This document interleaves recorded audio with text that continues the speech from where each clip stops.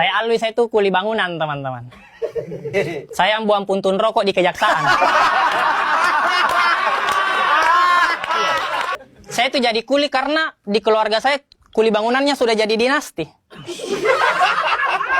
Iya, bapak saya mandor, om saya pengawas proyek. Karena keluarga saya banyak kuli, saya tuh sering diajarin begitu. Alwi, pokoknya bapak tidak mau kau jadi kuli. Pokoknya kau harus potong generasi kuli di keluarga kita. Bapak saya bilang begitu, saya di samping masang ubin.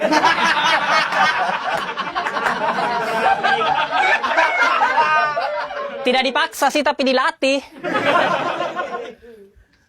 Tenang nak, nanti bapak bukain jalan. Kebetulan pengawas paman kamu kok.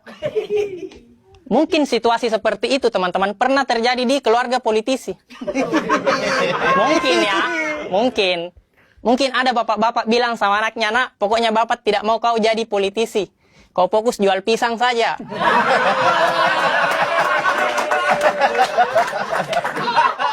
Pokoknya kau harus potong generasi politik di keluarga kita. Bapaknya bilang begitu, anaknya di samping jadi cawapres. Tenang nak, nanti bapak bukain jalan. Kebetulan pengawas paman kamu kok. Mungkin ya. Cawapres Uganda. Bicara masalah kasus, teman-teman, ada banyak banget kasus di sosmed itu saling hujat cuma karena berbeda pandangan politik. Ya maksud saya orang yang merasa dirinya pintar berpolitik, kenapa tidak ambil contoh ke kuli deh? Kuli bangunan kalau kerja, baju partainya beda-beda, tapi akur bikin rumah loh. Iya kan? Iya kan? Iya. Benar. Karena kalau kuli bangunan bekerja berdasarkan visi misi baju partai yang dia pakai, kacau. Iya. Karena Indonesia ini bisa maju, teman-teman, kalau kita ambil analoginya sama kayak kuli bangunan membangun rumah. Rumah ini bisa maju karena kuli-kulinya itu saling bahu-membahu membuat rumah dengan satu arahan dari mandor, pemimpin proyek. Cuma yang jadi masalah, rumah yang sekarang yang lagi dibangun, kuli-kulinya saling sikut karena mau jadi mandor. Karena mandor punya uang, punya kuasa. Jadi kuli ini saling sikut berdasarkan visi misi partai yang dia pakai, sehingga banyak menimbulkan kasus-kasus yang berat. Ada kuli bangunan baru 2 tahun jadi kuli, masih muda banget, pengalaman minim, tiba-tiba mau jadi mandor. Iya. Maksud saya kerja dulu kuli. Belajar dulu masang ubin. Jangan tiba-tiba ganti baju partai. Padahal pengawas proyek sudah bikin peraturan loh. Kuli bangunan baru boleh pulang kerja jam 5. Terserah kamu kemana. Bantuin kuli yang lain, ke CFD bagi-bagi susu, terserah. Tapi jam 5 sudah ada putusannya. Dia pulang jam 3. Ngelanggar kode etik kuli itu. Takutnya terjadi gosip antara kuli yang lain gitu. Ya enak ya dia bisa pulang jam 3. Enaklah dia kan anak mandor. Iya sih anak mandor, tapi masa tidak ditegur sama pengawas proyek? Lah dia kan pamannya. Kuli bangunan. Ini kisah nyata ya di proyek. Proyek Indonesia Maju.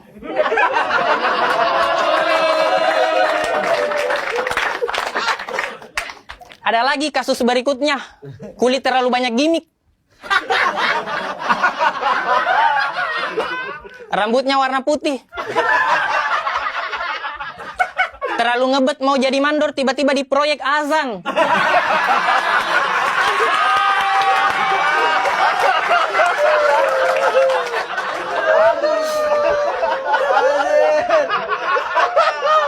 Kau kan mau jadi mandor ya, kenapa azan? Pengen banget dibilang kuli agamis gitu. Ini kuli identitas ini. Om Ded, saya bisa tambah durasi tidak? Boleh, kuli ini boleh. banyak kasusnya ini. Tiba-tiba agamis, terakhir dia tiba-tiba di proyek nonton bokep. Kita kan bingung lihatnya ya. Yang paling parah, paling viral, dia pernah melarang anak muda main bola di lingkungan proyek. Padahal anak muda sudah mau main bola di lingkungan proyek, tapi dilarang, akhirnya batal.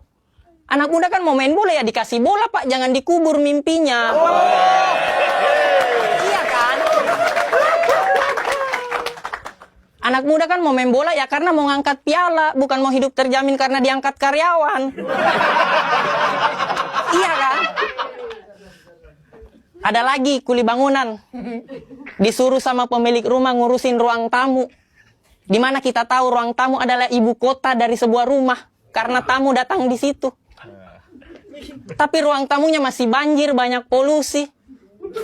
Kita sih tidak masalah karena kuli ya wajar, ada kekurangannya kan. Cuma yang jadi masalah di saat dia mau jadi mandor, dia tiba-tiba menjanjikan kemerdekaan bagi rumah yang lain. Kita tidak percaya.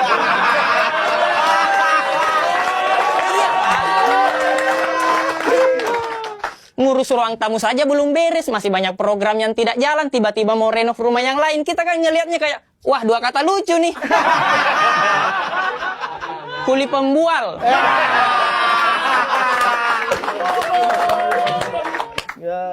Terakhir dia bukan kuli, teman-teman. Dia cuma ada di lingkungan proyek. Cuma ibu-ibu kantin.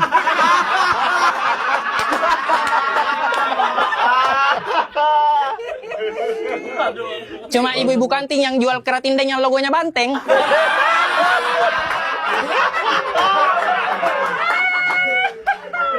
Merasa dirinya punya kuasa karena dia anak mandor yang pertama.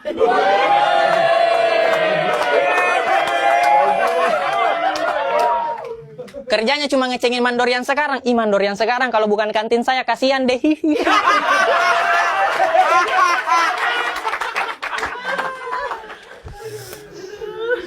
Tapi ini bukan tentang mandor, teman-teman. Ini tentang rumah yang ingin kita bangun. Rumah yang sejahtera, bebas dari korupsi. Karena percuma punya mandor gelar insinyur, etos kerja yang tinggi, sampai turun ke gorong-gorong. Kalau mau kerja, izin dulu ke ibu kantin. Saya malah kasihan sama mandor pertama, pencetus pembangunan proyek. Dia pernah bilang perjuangan saya tidaklah berat karena melawan kontraktor dari luar.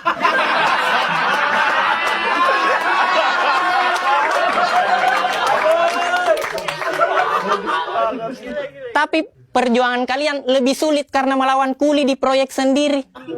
Secara tidak langsung mandor yang pertama nyindir anaknya sendiri. Sama cucunya juga.